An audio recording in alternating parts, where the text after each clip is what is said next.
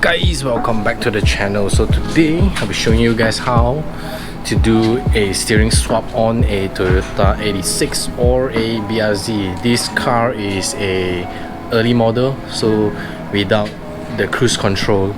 So first of all, the easiest part is to remove the battery terminal. And the second thing you need to do after removing the battery terminal is prepare a flat head screwdriver. Poke it through the hole and you will feel the pin there.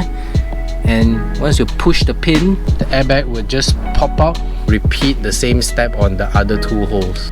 Alright, after poking on the pin that you can see right here and here and the bottom, your airbag will just pop up like that. Unplug this pin. Pry on the pin, will just pop up, just slightly elevated. Remove the entire socket from the airbag and your airbag would be out. You will see this bolt. So this is a 17mm bolt or a 17mm bolt. I have already loosened it.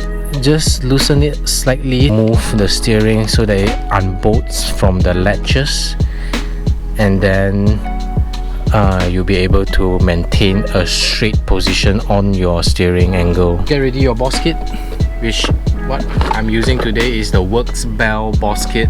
So this boss kit comes with 3 airbag delete relays and then of course the boss kit itself. So you need to get this one specifically. So you get your boss kit delete and you poke it in these 2 holes. Once you have the entire steering removed, you get a boss kit. There is usually an arrow mark on the boss kit that tells you which direction is facing up, but because I didn't move the steering, so I know which direction it is. So you just put it through as long the arrow is facing up. Once you have the boss kit in, I would highly suggest using the hardware from Works Bell.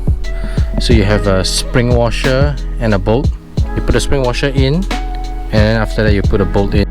Alright, I have tightened the bolt. Keep the airbag delete thingy into the boss kit so that you can protect the wires from contact. Then you put the rubber boot onto the boss kit. Then the next part is to put the steering on and screw these bolts in. So there is a part on the Works Bell that you can remove. Attach the horn socket to your horn button.